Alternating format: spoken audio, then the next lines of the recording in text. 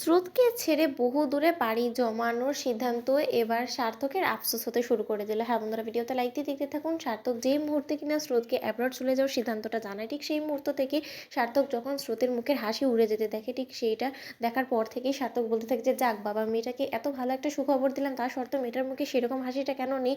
আচ্ছা, কোনো মতে কি আমিও আরও বেশি আপসেট করে ফেলাম? ওকে আমার এই সিদ্ধান্তে কোনো মতেই খুশি হয়নি, দেখে তো তাই বলে মনে হচ্ছে। অন্যদিকে সার্থক স্রোতকে ড্রপ করার সময় বলে থাকে যে স্রোত, আজকে তোমার টিউশন না পড়াতে গেলে হয় না? তখন স্রোত বলতে থাকে যে স্যার, কতদিনই বা এরকম করে ফাঁকি দিবে বলুন তো? হাজার হোক আপনি অ্যাব্রড পাড়ি জমানোর পর তো আমাকে এই সব কিছুই হ্যান্ডেল করতে হবে, তাহলে এখন আমি এখানে কেনই বা ফাঁকি দিতে যাব বলুন তো?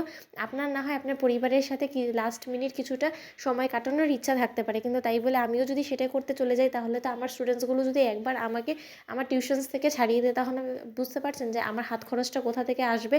তখন সার্থক বলতে থাকে যে তুমি এসব নিয়ে একদম ভেবো না, আমি যাওয়ার আগে তোমার ব্যাপারে সব কিছু আমি ফাইনাল করে রেখে তারপরেই যাব। তোমার কোনো রকম কোনো আর্থিক দিক থেকে প্রবলেম হবে না। স্রোত বলতে থাকে যে স্যার, আমি আপনার উপরে কোনোদিনও ডিপেন্ডেন্ট ছিলাম না, আর আমি আশা করি ভবিষ্যৎ জীবনে যাতে সেই সিচুয়েশনেও আমাকে না পড়তে হয়। কিন্তু তার থেকে বড় কথা, আমি নিজের পায়ে দাঁড়া হতে চাই, কারণ আমি খুব ভালো করেই জানি যে আমার জীবনে এমন কিছু ভবিষ্যতে সিচুয়েশন এসে দাঁড়াতে পারে যখন কিনা আমাকে সামলানোর মতন কেউ থাকবে না। তখন আমার নিজেকেই নিজে সামলাতে হবে, আর আমার পরিবারকেও সামলাতে হবে। তার জন্য আমি নিজেকে নিজের মতো করে তৈরি করতে চাই। এর মাঝখানে আপনি প্লিজ আমাকে বাধা দিন না। ঠিক যেমন আপনি নিজে ভবিষ্যতের কথা চিন্তা করে আমার থেকে এতটা দূরে, পরিবারের লোকেদের কাছ থেকে এতটা দূরে পাড়ি জমাচ্ছেন, তাই তো স্যার? তখন সার্থক বলতে থাকে যে স্রোত, তুমি এরকম করে কেন বলছো বলো তো? তুমি খুশি হওনি আমার এই সিদ্ধান্তে? তখন সার্থক স্রোতকে বলতে থাকে যে দেখো স্রোত, আমি তো তোমার ভালোর কথা ভেবেই আমি এই সিদ্ধান্তটা নিয়েছিলাম। আমি মনে করেছিলাম যে তুমি এই সিদ্ধান্তটা শুনলে বেশি খুশি হবে, যে না, আমি তোমার থেকে এত মাইলের দূরে চলে যাব, তাহলে অন্তত রোজ আমাদের মধ্যে এই ঝগড়াঝাঁটি থেকে শুরু করে এই অশান্তিগুলো হবে না, আর বাবাকে চোখে ফাঁকি দেওয়ার জন্য আমাদের নিত্য নতুন কোনো প্ল্যানও করতে হবে না। এই যে দেখো না, তুমি বাবা চালাকি করে কী করে আমাদেরকে এক বেডে ঘুমোতে বাধ্য করে ফেললো। এরকম করে দিনকে দিন বাবা যদি আমাদের প্ল্যানটা